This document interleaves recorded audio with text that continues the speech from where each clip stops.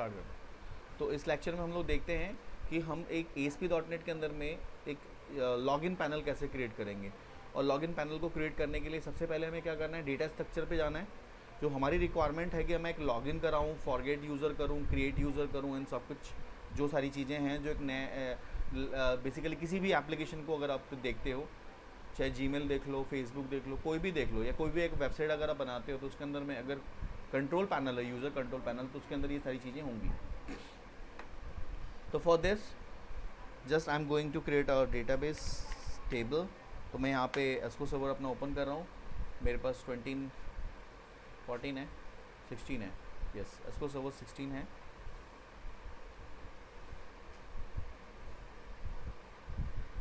ये मेरे सर्वर का नेम है और विंडोज़ ऑथेंटिकेशन है, मतलब there is no user ID password. ठीक है, यहाँ से मैं कनेक्ट पे क्लिक करता हूँ।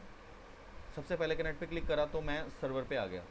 यहाँ आने के बाद देखो दो चीज़ें हैं, अगर आप चाहो तो यहाँ से भी डेटाबेस बना सकते हो, टेबल्स बना सकते हो, और आप चाहो तो यहाँ से न्यू क्वेरी करके भी डेटाबेस टेबल क्रिएट कर सकते हो। तो मैं क्वेरी के थ्रू बनाता हूँ, न्यू क्वेरी पे जाता हूँ।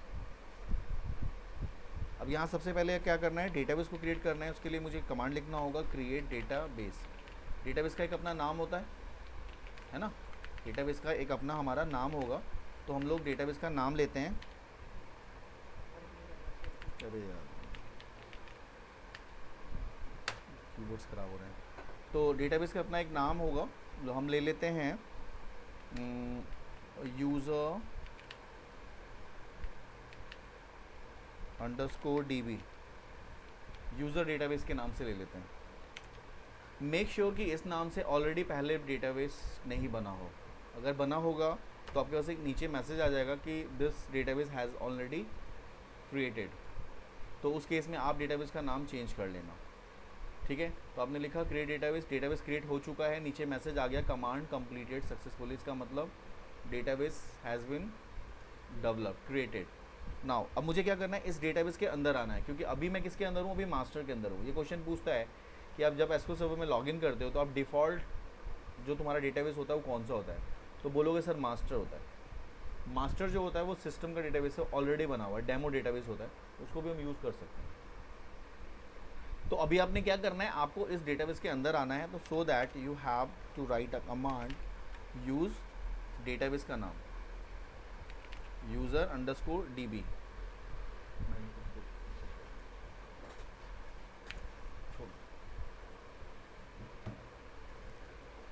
User underscore DB। तो user underscore DB is the name of database. ठीक है, इसको सेलेक्ट कर लोगे, F5 प्रेस करोगे, कमांड कंप्लीटेड सक्सेसफुली। अब देखो आप किसके अंदर आ गए, यूज़र DB के अंदर आ गए ना, यूज़र DB के अंदर। अब तुम्हें क्या करना है, यहाँ से जाके अब उसके अंदर तुम्हें टेबल्स बनाने हैं। जो मेरा टेबल है वो मैं इसके अंदर बनाऊंगा। तो मैं क्या करूँगा, यहाँ पे दूसरा कमांड लिखूँगा, क्रिएट टेबल, और टेबल का नाम क्या है, यूज़र अंडरस्कोर लॉगिन। टेबल का नाम है, ये मेरे टेबल का नाम है, यूज़र अंडरस्कोर लॉगिन। मैंने ब्रैकेट यहाँ से ओपन किया, ब्रैकेट क्लोज करूँगा और इसके अंदर आ जाऊँगा। ये एक अच्छा तरीका है, क्योंकि ब्रैकेट तो ओपन होगा ना, एक स्ट्रक्चर देता है ना, टेबल एक स्ट्रक्चर प्रोवाइड करता है। तो ब्रैकेट ओपन किया, क्लोज किया, अब इसके अंदर आ गए। सबसे पहले तुमने कॉलम का नाम लिखा, ईमेल आईडी। अब email ID has numerical value, some characters, some alphabets, like some special characters. तो मैं ये ले लेता हूँ और इसको मैं अपने हिसाब से ले सकता हूँ। मैंने 50 कैरेक्टर ले लिया, यानी 50 कैरेक्टर तक वो लेगा।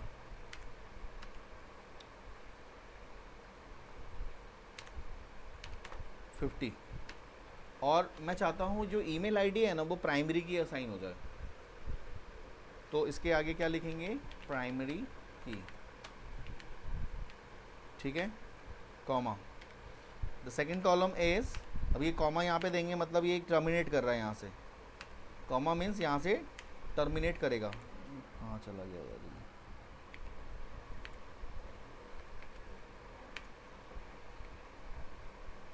अरे दिख ही नहीं रहा मुझे। ईमेल आईडी हो गया, प्राइमरी की हो गई। उसके बाद क्या है, दूसरा कॉलम क्या है, नेम। मैंने नेम ले लिया। वैरकर ए भी ले लेता हूँ मैं। साइज़ मैंने इसका क्या ले लिया, 35 कैरेक्टर तक हो जाएगा। हाँ कैरेक्टर्स होते हैं। तो कभी कभी क्या होता है, मेन नेम के साथ हम लोग मिस्टर में डालते हैं MR डॉट MS डॉट, तो वो आ जाता है। तो इसके अच्छा है कि आप वैरकर ही लिया करो। डेटाबेस में अगर हम वैरकर और अनवैरकर लेते ना, सब में लेते तो कोई फ़र्क नहीं पड़ता, क्योंकि जो मैनिपुलेशन कैलकुलेशन करना होता है तो हमें फ्रंट एंड पे कराना होता है। तो वो हमारे पास तो टाइप कास्टिंग है ना, एक टाइप को दूसरे टाइप में चेंज कर लेंगे। सपोज़ को लो ये कैरेक्टर है, सपोज मैंने यहाँ पे वैरकर ले लिया, तो ये एक तरह से स्ट्रिंग टाइप का हो गया। तो मैं उसको वहाँ पे न्यूमेरिकल अगर मुझे फ्लोट में कराना है या डबल में कैलकुलेट करना है, तो मैं उसको डबल में कन्वर्ट करूँगा, कैलकुलेट करूँगा, वापस कन्वर्ट करके उसको दिखा दूंगा। डाल सकता है, बट वहाँ पे हम रिस्ट्रिक्शन लगा देंगे ना, वहाँ हम वैलिडेशन लगा देंगे कि वो जो है कैरेक्टर डाले ना, सॉरी नंबर डाले ना, तो वहाँ पे तो हम टेक्स्ट बॉक्स के साथ ही वैलिडेशन लगा देंगे।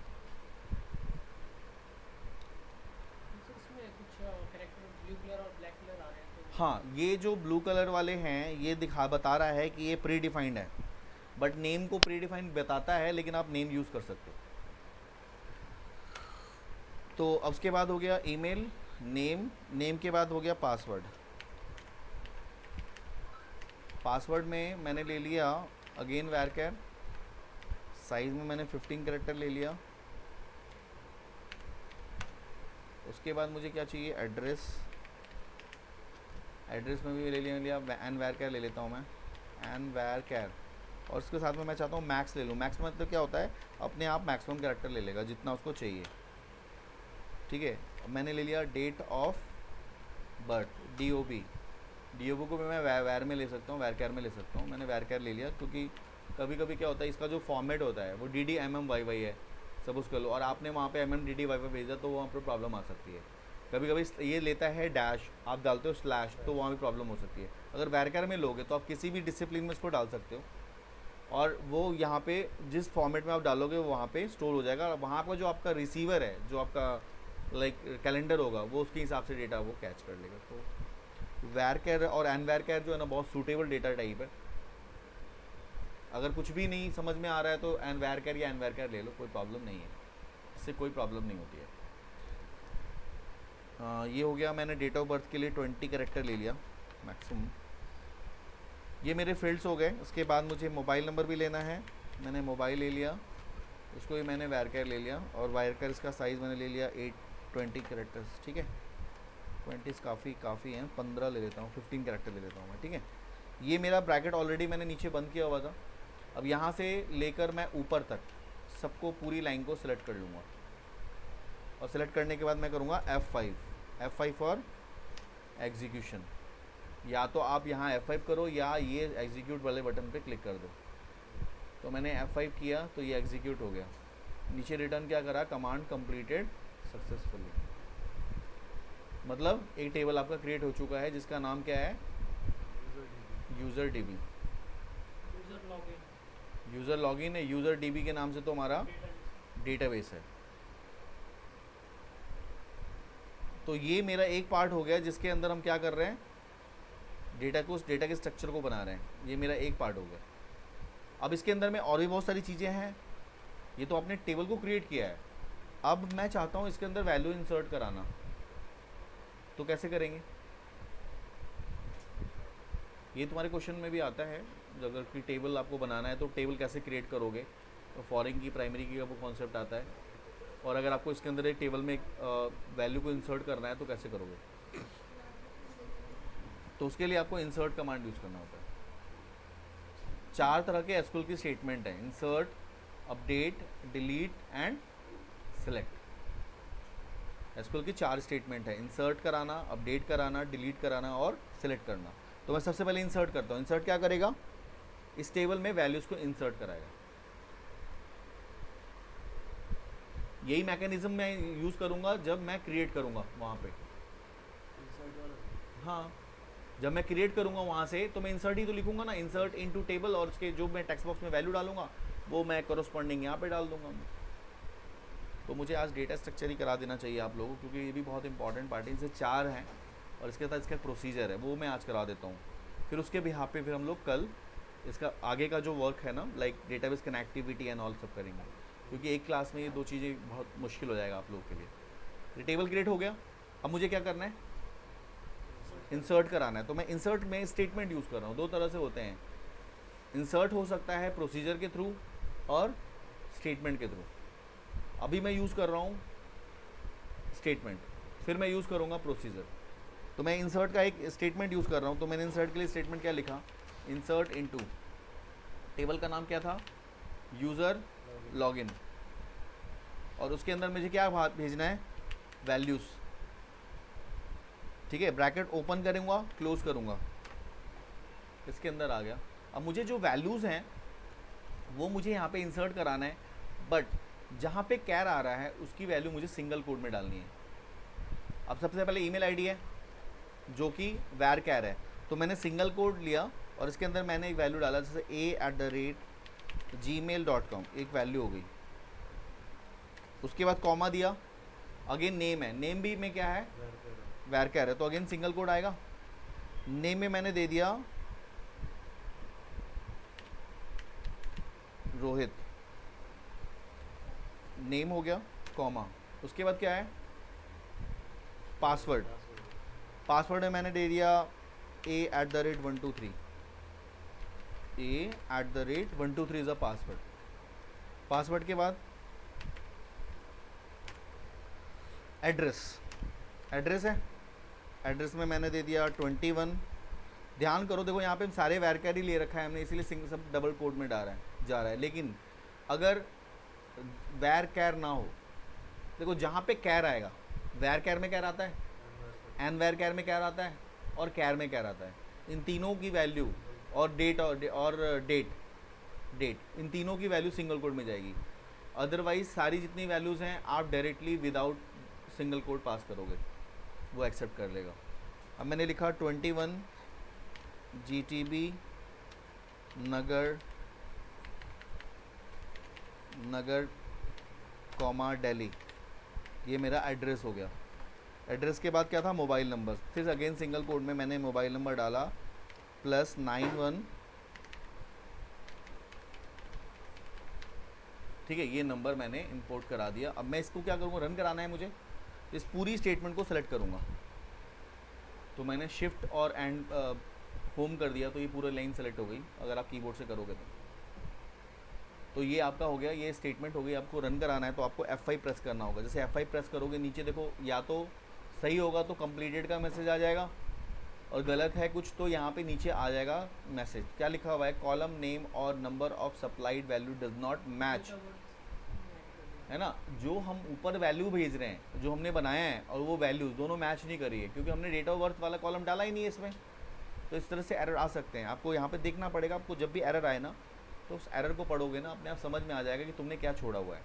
तो यहाँ पे हमने डेट ऑफ बर्थ को छोड़ा हुआ था, तो यहाँ पे हम सिंगल कोड में, मैं यहाँ पे डेट डाल रहा हूँ, मैंने डाला 01/01/2000 is the date of birth,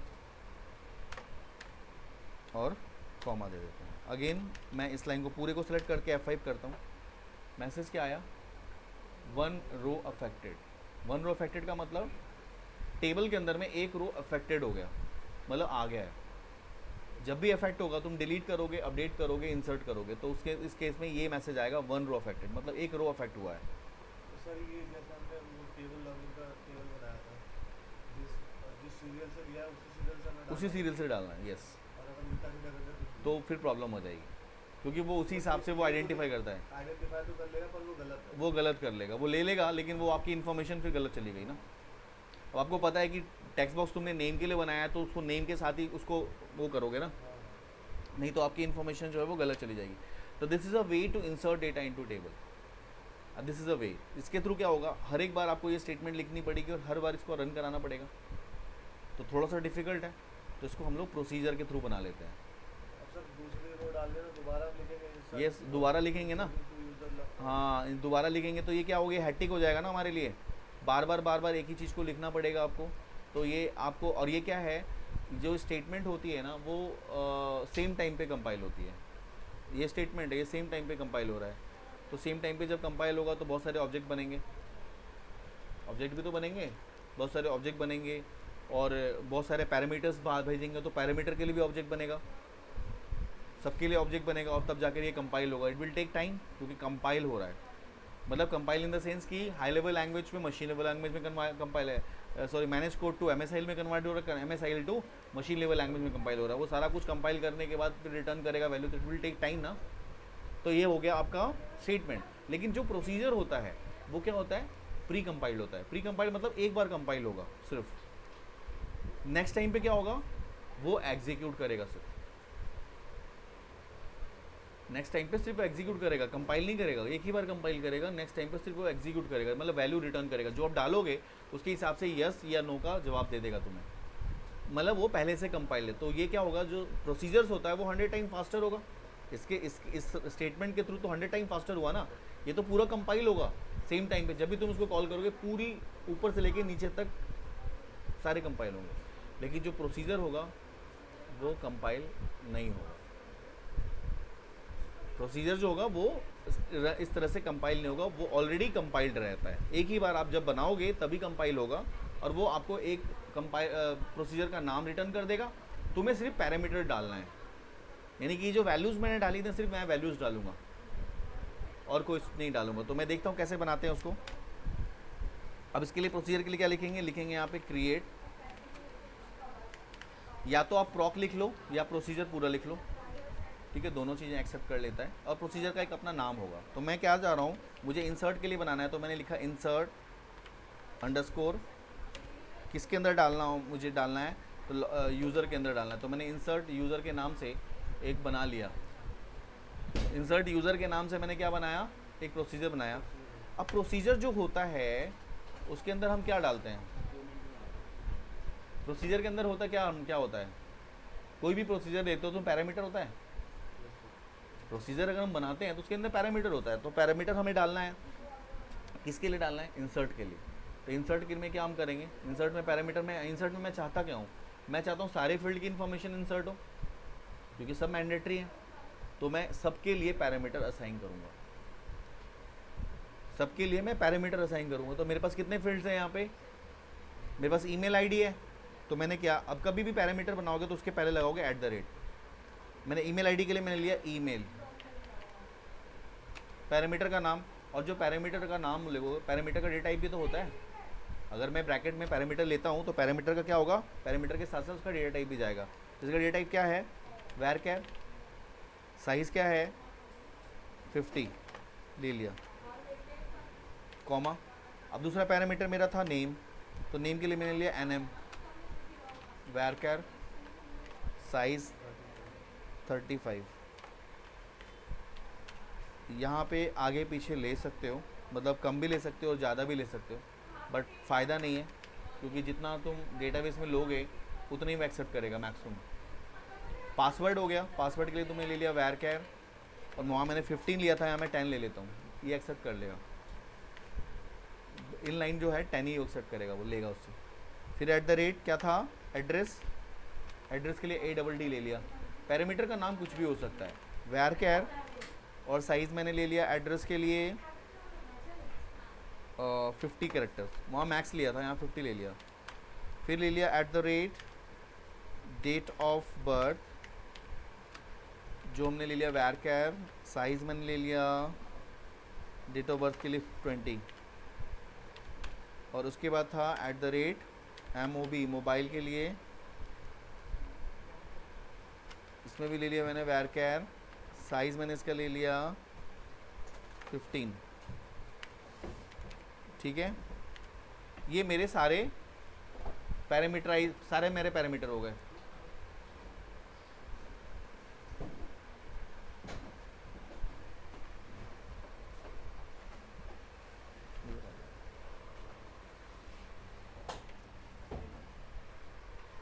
ये तुम्हारे सारे पैरामीटर्स हो गए ना। क्रिएट नाम से तुमने बनाया, क्रिएट प्रॉक मतलब पैरामीटर प्रोसीजर, प्रोसीजर का नाम तुमने इंसर्ट लिया, इंसर्ट यूज़र, उसके अंदर तुमने क्या किया, इस सारे कॉलम जो तुम्हारे को रन टाइम पे डालना है वो तुमने यहाँ पे डाल दिया। रन टाइम में जो तुम्हें डालना है वो तुमने यहाँ पे डाल दिया।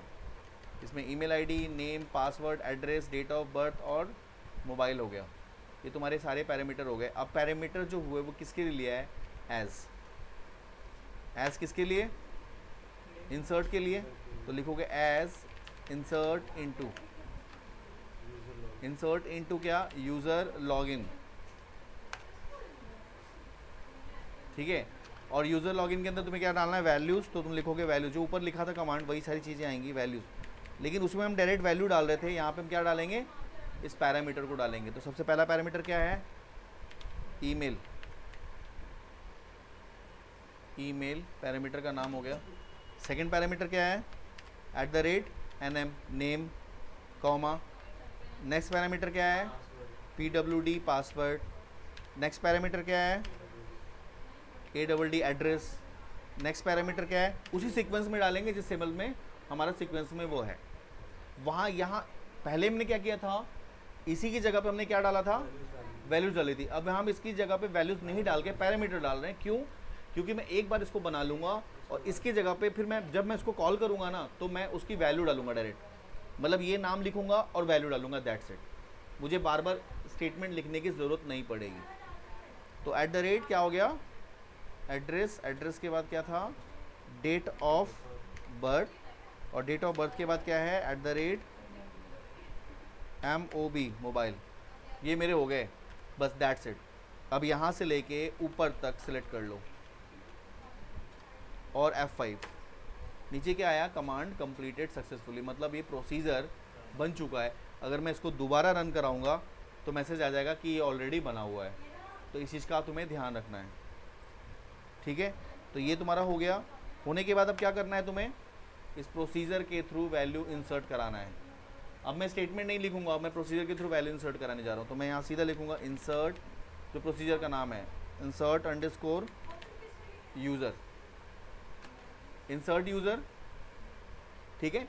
इंसर्ट यूज़र में तो ये मेरा प्रोसीजर का नाम हो गया। अब मैं डायरेक्ट वैल्यू अब भेजूँगा। जो ये पैरामीटर्स थे ये मेरी वैल्यूज़ जाएंगी। अब तो मेरी सबसे पहले वैल्यू सपोज कर लो, मैं मेरी पहली वैल्यू है, दूसरी वैल्यू है b@gmail.com, ठीक है। उसके बाद कॉमा, फिर नेम डालना है मुझे, मैंने नेम डाल दिया यहाँ पे तरुण। उसके बाद मुझे पासवर्ड डालना है, पासवर्ड मैं रखना चाहता हूँ t@123, ठीक है। उसके बाद मुझे क्या करना है? पासवर्ड के बाद एड्रेस लेना है। सिंगल कोड में मैं एड्रेस ले लेता हूँ, जैसे मैं लाता हूँ T21 मॉडल टाउन।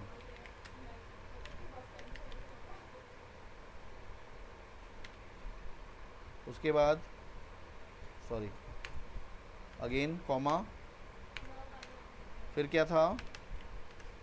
एड्रेस के बाद था डेट ऑफ बर्थ। तो डेट ऑफ बर्थ में मैंने ले लिया 01-2010।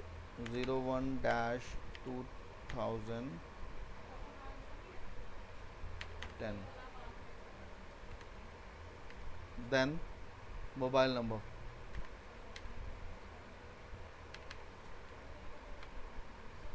+91।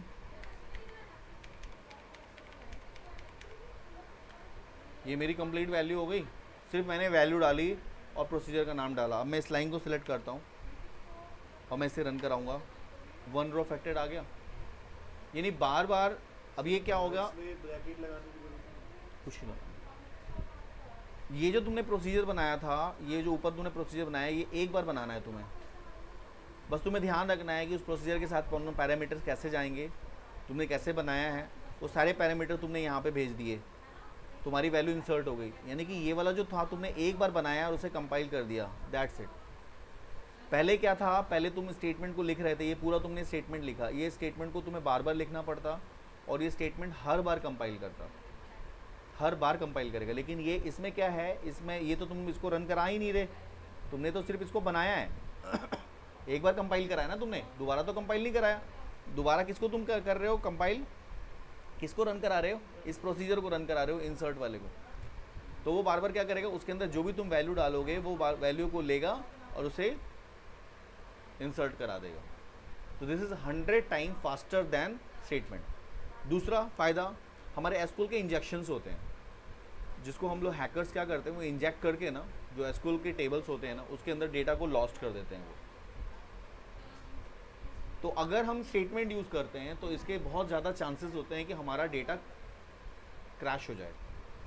जो हैकर्स हैं वो इजीली हैक कर सकते हैं स्टेटमेंट को, लेकिन प्रोसीजर को वो हैक नहीं कर सकते। प्रोसीजर को वो हैक नहीं कर सकते। जो स्टोर्ड प्रोसीजर जो मैंने बनाया उसमें उसको हैक नहीं कर, क्योंकि स्टेटमेंट तो कोई भी पास कर सकता है। मैंने लिखा सेलेक्ट का स्टेटमेंट लिखा, डायरेक्टली मैं सेलेक्ट का स्टेटमेंट टेक्स्ट बॉक्स से भी पास कर सकता हूँ वहाँ से, और वो कभी कभी क्या करता है, एसक्यूएल के इंजेक्शन की वजह से आपका डेटाबेस क्रैश कर देता है। तो अगर मैं ये प्रोसीजर बनाऊंगा, प्रोसीजर बना के मैं वहाँ से भी यूज़ करूँगा, तो ये मेरा डेटा क्रैश होने के चांसेस नहीं के बराबर होंगे। मतलब एसक्यूएल इंजेक्शन के थ्रू तो नहीं हो सकता, बाकी और कोई पॉसिबिलिटी है तो वो अलग बात है, बट एसक्यूएल इंजेक्शन के थ्रू नहीं हो सकता। ठीक है, तो ये तुम्हारा हो गया प्रोसीजर। एक स्टेटमेंट मैंने बताया, एक प्रोसीजर बताया, दोनों अलग अलग तरीके हैं डेटा को इंसर्ट करने के। सेम वही चीज़ आपको रिपीट हो जाता है अगर आपको सेलेक्ट स्टेटमेंट यूज़ करना है। अगर मेरे को सेलेक्ट स्टेटमेंट यूज़ करना है तो मैं यहाँ पे लिखूँगा सेलेक्ट स्टार फ्रॉम टेबल का नाम। टेबल का नाम क्या है? User login. अगर मैं ये स्टेटमेंट लिखता हूँ और इसे रन कराता हूँ तो ये बार बार कंपाइल होगा। दो मेरे पास रिकॉर्ड है, देखो आ गया। मैंने दो वैल्यू इंसर्ट करी थी टेबल में, एक ए का और एक बी का, तो दोनों मेरी वैल्यूज़ यहाँ पे शो हो गई है। ये है स्टेटमेंट। ये बार बार कंपाइल करेगा, यानी कि बार बार manage code to MSIL to machine level language and machine level, फिर MSIL, फिर MSIL से मैनेज कोड तक हमारे पास आउटपुट आएगा। बार बार आपकी XC फाइल बनेगी, DLL फाइल बनेगी एंड ऑल। मतलब this work is process every time whenever you click on the execute button. This process is repeatedly again and again and again. But in this case, अगर मैं इसका procedure बना लूँ तो ये ऐसा नहीं होगा, है ना। अगर मैं इसका प्रोसीजर बनाऊँ तो ऐसा नहीं होगा। तो प्रोसीजर बनाने के लिए मुझे क्या करना होगा, सेम वही मेथड में यूज़ करूँगा, क्रिएट प्रोसीजर प्रॉक और प्रोसीजर का नाम। प्रोसीजर का नाम मैंने लिखा है यहाँ पे सेलेक्ट अंडरस्कोर डेटा। डेटा को सेलेक्ट करने के लिए बना रहा हूँ। अब प्रोसीजर में क्या मैं पैरामीटर्स के थ्रू करना चाहता हूँ या विदाउट पैरामीटर करना चाहता हूँ। प्रोसीजर में पैरामीटराइज भी हो सकता है और नॉन पैरामीटराइज भी होता है। तो मैं यहाँ पे पैरामीटर में सेलेक्ट स्टार लिखा है, स्टार का मतलब ऑल हो गया, तो मुझे यहाँ पैरामीटर की ज़रूरत नहीं है। तो मैं सीधा क्या लिखूँगा, एज ऊपर वाला स्टेटमेंट मैं टाइप कर दूंगा सेलेक्ट स्टार फ्रॉम, टेबल का नाम क्या है, यूज़र लॉगिन, दैट्स इट। और मैं इसको यहाँ से यहाँ तक सेलेक्ट करके रन करा दूंगा, ये मेरा एक प्रोसीजर बन जाएगा। अब मुझे बार बार सेलेक्ट नहीं लिखना पड़ेगा, ये स्टेटमेंट नहीं लिखना पड़ेगा। मुझे सिर्फ क्या लिखूँगा, यूज़र अंडरस्कोर लॉगिन, नहीं sorry select data, select underscore data. अगर मैं सिर्फ जहाँ भी ये लिखूँगा ऑटोमेटिकली क्या करेगा वो, चाहे वो 1000 वैल्यूज़ हैं चाहे वो 2 वैल्यूज़ हैं, वो रिटर्न कर देगा। कंपाइल एक बार कर चुका पहले, दोबारा नहीं करेगा, अब नहीं करेगा। अब वो बार बार जो पहले प्रोसेस हो रहा था, EXE DLL बना रहा था, every time assembly language create कर रहा था, कुछ नहीं करेगा। सिर्फ वो क्या करेगा, उसको वैल्यू लेगा, उसको आइडेंटिफाई करा, यस नो का जवाब दे देगा। या तो वो इंसर्ट करेगा या ना करेगा, या वो सिलेक्ट करेगा या नहीं करेगा, दैट्स इट। तो हमारा टाइम कितना सेव हो गया। प्रोसेस का टाइम होता है ना, हम तो यहाँ पे रन करा देते हैं, लेकिन इंटरनली सिस्टम में क्या चल रहा है वो आपको नहीं पता। ये तो हम एक सिंगल यूज़र हैं, लेकिन जहाँ ये सर्वर पे होस्ट होगा, क्लाउड पे होस्ट होगा, तो वहाँ पे मिलियंस ऑफ यूज़र जुड़ जाएंगे जब, तो उस टाइम पे कितना हैवी हो जाएगा ये। तो इसलिए हमें कोशिश करना चाहिए कि कम एफर्ट्स में काम हो जाए हमारे। तो ये प्रोसीजर जो होता है वो बहुत कम एफर्ट्स लगाएगा आपको, ठीक है। अब इसको हम पैरामीटराइज भी कर सकते हैं। पैरामीटराइज का मतलब, अगर मैं चाहता हूँ सिर्फ इन दोनों में से किसी एक बच्चे का रिकॉर्ड चाहिए मुझे, मैं चाहता हूँ कि ईमेल आईडी के बिहाफ पे मैं सर्च करूँ, तो ईमेल आईडी मुझे वेयर लगा दूंगा, मैं पैरामीटर लगा दूंगा। अगर इस केस की बात मैं बात करूँ तो यहाँ पे मैं वेयर लगा सकता हूँ। वेयर जो कॉलम का नाम है email ID is equal to, मुझे लिखना पड़ेगा क्योंकि मैं को हार्ड कोड कर रहा हूँ, तो मुझे लिखना होगा a@gmail.com, है ना। ये मुझे हार्ड कोड करना पड़ेगा ना यहाँ पे। और मैं रिटर्न करूँगा तो मुझे को एक बच्चे की रिकॉर्ड मिल गई। जैसे यहाँ पे कर दे तो अगर स्टार ऑल सेलेक्ट हो रहा है, यहाँ पे ईमेल आईडी डाल देते। हाँ, अगर आपको सिर्फ चाहिए उसका पासवर्ड चाहिए, सपोज करो ईमेल आईडी तो मैं सेलेक्ट कर ही रहा हूँ, मैं उससे मुझे बंदे का पासवर्ड चाहिए, तो मैं यहाँ पे क्या डालूंगा, उसका सिर्फ पासवर्ड डालूंगा। स्टार का मतलब होता है ऑल, तो क्या करेगा, उस ईमेल आईडी का सिर्फ पासवर्ड दिखा देगा। अब मुझे पासवर्ड के साथ उसका नेम भी चाहिए, तो मैं उसका नेम भी सिलेक्ट कर सकता हूँ। यहाँ पासवर्ड के साथ मैंने कॉमा लगा दिया, मुझे कर दिया नेम, तो पासवर्ड के साथ उसका नेम भी शो करेगा, देखो यहाँ पे। तो जिस ऑर्डर में आप सेलेक्ट करना चाहो उस ऑर्डर में आ जाएगा। वेयर क्लाउज तुम इस तरह से लगा सकते हो। इसी को तुम चाहो तो प्रोसीजर के थ्रू कर सकते हो। सेम प्रोसीजर मेरा था, मैं इसी को मैं चेंज करना चाहता हूँ, तो मुझे यहाँ पे ऑल्टर लिखना पड़ेगा। अगर आपको सेम प्रोसीजर में यूज़ करना है तो यहाँ पे नहीं लिखा ऑल्टर, ऑल्टर किया। ऑल्टर किसको किया? प्रोसीजर को। अब मैं प्रोसीजर के साथ मुझे क्या करना है? पैरामीटर डालना है। तो मैं चाहता हूँ ईमेल आईडी के थ्रू हो जाए, तो मैं यहाँ पे क्या कर दूंगा, ईमेल varchar, साइज़ मैंने ले लिया ईमेल के लिए 50, ब्रैकेट क्लोज, और मैं कोई नहीं है मेरे पास तो मैंने छोड़ दिया। As select start from user login, यहाँ पे क्या आ जाएगा? वेयर। वेयर क्या? जो कॉलम का नाम है email ID is equal to @ email. ठीक है, अब मैं इसको यहाँ तक सेलेक्ट करके इसको रन कराता हूँ। Command completed. अब क्या होगा, अगर मैं इस स्टेटमेंट को रन कराऊंगा ये इनवैलिड हो जाएगा। क्यों हो जाएगा? नीचे लिखा हुआ है कि प्रोसीजर और फंक्शन रिक्वायर्ड एक्सपेक्टेड पैरामीटर्स। क्यों? क्योंकि मैंने पैरामीटर डाला था ना, ये इसके साथ पैरामीटर डाला है, तो वो पैरामीटर मांग रहा है तुमसे। अब यहाँ पे तुम सिंगल कोड में पैरामीटर पास कर लो। जैसे तुम b की वैल्यू चाहते हो तो b@gmail.com। मैं ये लेके फिर इसको रन कराऊंगा तो मेरे को b की वैल्यू दिख रही है। ऑल्टर क्यों लिखा गया? मैं समझ नहीं पाया। अपडेट करने, मतलब जो पहले डेटा था उसको चेंज करने के लिए, डेटा को नहीं चेंज करने के लिए, प्रोसीजर को चेंज करने के वही लिए। प्रोसीजर मतलब पहले जो प्रोसीजर मैंने बनाया था उसमें मैंने सिर्फ स्टार किया था, कुछ नहीं किया, मतलब ऑल वैल्यू सेलेक्ट कर रहा था। अब मैंने पैरामीटराइज करना है तो मैं उसी के आगे क्रिएट के पहले ऑल्टर लिख दो। किसी को भी कर सकते हो, किसी को प्रोसीजर को अगर अपडेट करना है तो यू कैन राइट दिस।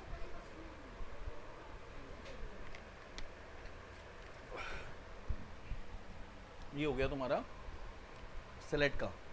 तो इसी हिसाब से तुम्हारा ये एक वैल्यू सेलेक्ट करेगा। तुम्हें अगर एक ही वैल्यू चाहिए तो मैं देखो यहाँ पे एक ही वैल्यू शो करेगा। उसी तरह से तुम्हारा होता है अपडेट प्रोसीजर। अपडेट में क्या होगा, अगर मुझे अपडेट करना है तो मैं अपडेट की स्टेटमेंट लिखूँगा, मैं पूरा लिखूँगा। अपडेट, टेबल का नाम क्या है, यूज़र लॉगिन है,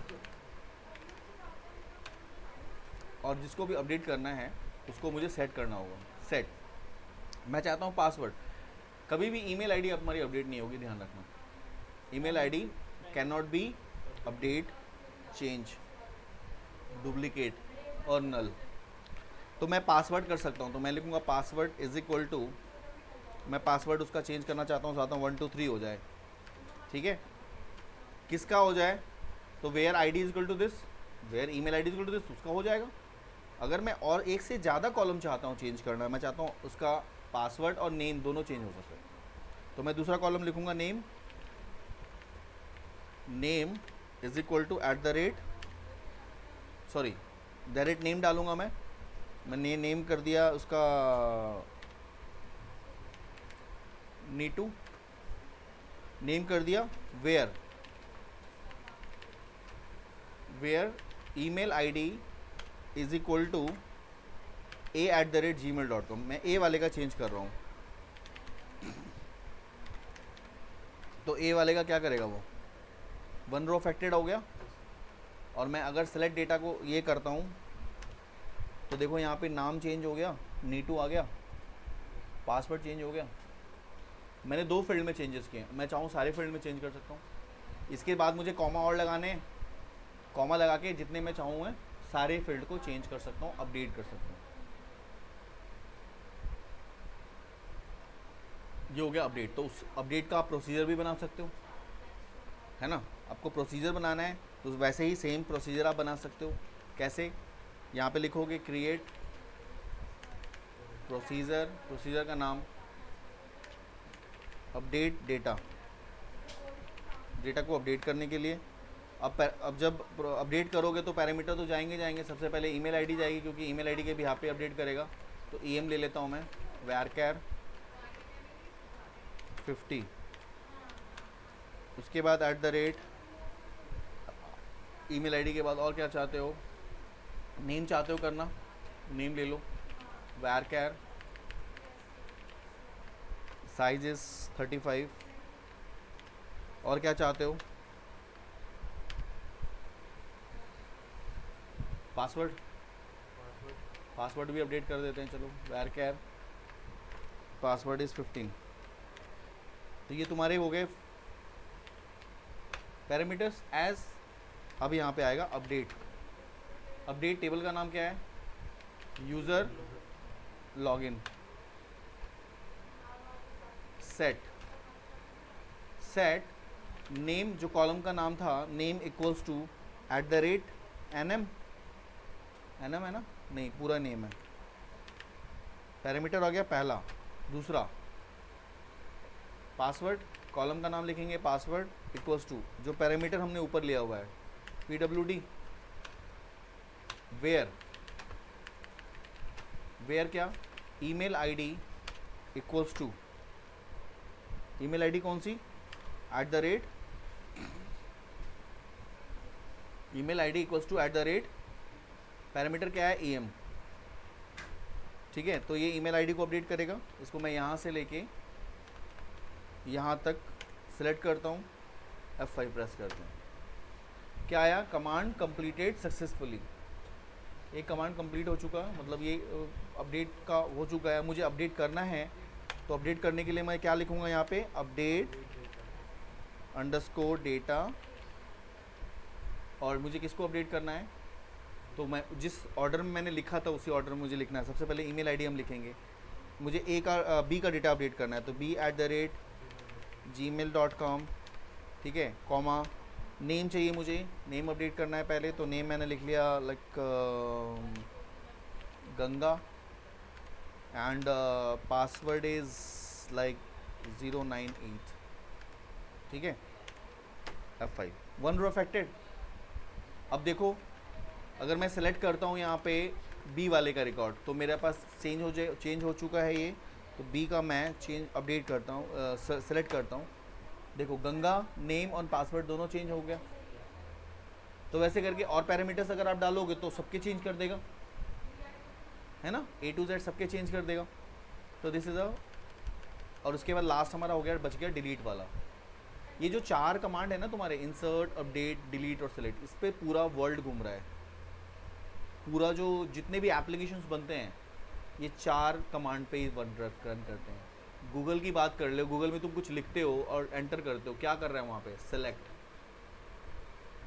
सेलेक्ट कर रहा है। और नई कैटेगरी अगर उसको मिल रहा है ना, तो सेम टाइम पे उस कैटेगरी को उस टेबल में सेव भी कर देता है। तुम देखा होगा, तुमने फर्स्ट जो तुम सर्च करते हो और लास्ट में जो अगेन उसी चीज़ को सर्च करते हो तो वो आ जाता है। तो वो क्या करता है? उसको हिस्ट्री में सेव कर देता है, ताकि वो नेक्स्ट टाइम पे वो, और फिर उस डेटा से फर्दर फिर और काम करता है। उसी तरह से इंसर्ट, जब आप तुम फेसबुक में लॉगिन करते हो तो क्या होता है? लॉगिन के लिए सिलेक्ट की कोडिंग होती है ना? अगर तुम नया अकाउंट बनाते हो, क्या कौन सी कोडिंग होगी? इंसर्ट की। अगर तुम अपना प्रोफाइल पिक्चर अपडेट कर रहे हो तो किसकी कोडिंग? अपडेट की। अगर तुम कोई पोस्ट डिलीट कर रहे हो तो डिलीट की, या अपना अकाउंट डिलीट करते हो तो डिलीट की। तो वो कोडिंग से भी डेटाबेस में ऐसे ही होती है, मतलब हाँ, जो अभी मैं यहाँ पे बता रहा हूँ इसी को हम वहाँ यूज़ करेंगे। अभी तो हम डायरेक्ट कोडिंग कर रहे हैं, तो ये बहुत वर्स्ट है। इसको कोडिंग करके हम एक फॉर्म बना देंगे। ये तो अब ये कमांड है, अब ये कमांड तो यूज़र को दे देंगे लिखने के लिए, क्या वो लिख पाएगा? नहीं लिख पाएगा ना। वो तो आप पढ़ रहे हो, उस टाइम पे लिखोगे। तो आप इसको पढ़ के आपने क्या किया, एक यूज़र फ्रेंडली एक फॉर्म बना दिया। उस फॉर्म पे जो तुमने ये कमांड पास किया है ना, इन द फॉर्म ऑफ आपने ग्राफिक्स डाल दिया, जैसे इंसर्ट, design पे काम अपडेट, जो आप डिज़ाइन पे काम कर रहे हो, आपने लॉगिन का फॉर्म बना दिया। तो वो लॉगिन के पीछे जो तुम कोड लिख रहे हो वो कौन सा लिख रहे हो? सिलेक्ट वाली। अगर वो नया रिकॉर्ड इसको डालना है तो उसके लिए तुमने क्या किया? साइन अप का एक बटन बना दिया, तुमने एक फॉर्म लेआउट बना दिया और उस बटन के पीछे ये कोडिंग कर दी तुमने। तो उसके लिए कन्वीनियंट हो गया ना। वो आया और उसको यूज़ करा, उसको यूज़ करना पता है, उसको कोड करना नहीं पता। Got it? तो अभी मैं डिलीट पे आते हैं। अगर मुझे कोई डिलीट करना है तो मैं डिलीट के लिए सीधा लिखूँगा डिलीट। टेबल का नाम क्या है? यूज़र लॉगिन वेयर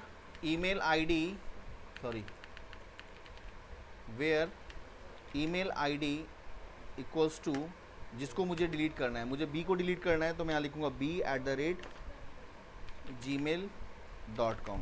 तो ये क्या करेगा, ये डिलीट कर देगा एक रिकॉर्ड को उस टेबल से, सिर्फ एक रिकॉर्ड को डिलीट करेगा जिसका नाम है b@gmail.com, उसका आईडी इसकी है। अगर तुम यहाँ पे देखो, अब सर्च करोगे तो तुम्हें वो रिकॉर्ड नहीं मिलेगा। अगर तुम बी के रिकॉर्ड को देखो तो ब्लैंक दिखाएगा तुम्हारा, क्योंकि रिकॉर्ड डिलीट हो चुका है। और उसी का तुम चाहो प्रोसीजर क्रिएट करना, तो उसके प्रोसीजर को बनाने के लिए तुमने क्या लिखना है, क्रिएट प्रॉक प्रोसीजर भी पूरा लिख सकते हो, एक मैं इसमें भी करवा देता हूँ। क्रिएट प्रोसीजर, प्रोसीजर का नाम तुमने लिया डेल डेटा, मतलब डिलीट करने के लिए। प्रोसीजर में जब भी डिलीट करना होगा, ध्यान रखना बिना प्राइमरी की के डिलीट नहीं कर सकते। अगर प्राइमरी की के बिना डिलीट करा तो हो सकता है तुम्हारा पूरा वेरिएबल डिलीट कर दे। अपडेट में और डिलीट में, इन दोनों जगहों पे क्या जाएगा, पैरामीटर्स जाएंगे, क्योंकि अपडेट अगर तुमने अपडेट में वेयर कंडीशन नहीं डाला, पैरामीटर नहीं डाला, तो हो सकता है पूरे डेटा को अपडेट कर देगा वो। अगर 100 रिकॉर्ड्स है, सबका सेम पासवर्ड कर देगा वो, ध्यान रखना, ठीक है। तो अब यहाँ पे क्या कर रहे हैं, अब डिलीट करना है, तो डिलीट में पैरामीटर मैंने डाला em varchar और 30 एज प्रोसीजर क्या है, डिलीट क्या, यूज़र लॉगिन, ठीक है, where email ID equals to @em, that's it. F5 command completed successfully. अगर मुझे किसी को भी डिलीट करना है तो मुझे जस्ट एक टाइप करना है डेल डेटा, और यहाँ पे जिसको मैं डिलीट करना चाहता हूँ, जैसे ए को रिकॉर्ड को डिलीट करना चाहता हूँ तो मैं लिखूँगा यहाँ पे a@gmail.com। तो मेरा अब ये दोनों रिकॉर्ड डिलीट हो चुका है टेबल से। पहले तो मैंने उससे कर रहा था, अब मैंने इससे कर दिया। अब मैं सेलेक्ट करूँगा किसी के भी रिकॉर्ड को तो वो वहाँ पे नल वैल्यू दिखाएगा। ए तो मेरे पास था ही नहीं पहले से, अब मैं बी तो था नहीं, अब ए को भी कर लेते हैं। देखो नल वैल्यू शो कर रहा है। तो ये चार हैं आप तुम्हारे, स्टेटमेंट और प्रोसीजर दोनों हैं, दोनों ही बेनिफिशियल है। पहले हम लोग स्टेटमेंट के थ्रू करेंगे, हमें आना दोनों चाहिए। पहले हमें स्टेटमेंट के थ्रू, पहले यहाँ तो पहले ये दोनों चीज़ें बना लो। उसके बाद जब हम फॉर्म पे आएंगे, वेब फॉर्म पे आएंगे, जब इसको कोडिंग वेब फॉर्म के थ्रू करेंगे तो पहले हम प्रोसीजर, पहले स्टेटमेंट के थ्रू करेंगे, फिर प्रोसीजर के थ्रू बताऊँगा, ठीक है। उसके बाद एक और चीज़ है, इसमें लिंक क्यू भी यूज़ होता है, उसको कहते हैं language line integrated query, link Q, वो भी होता है, वो भी और डेटा को आपको सिक्योर करता है। तो जैसे जैसे चीज़ें रिक्वायरमेंट आएगी मैं आपको बताता चला जाऊँगा। इसको देख लेना एक बार। हाँ, तो स्टॉप करूँ।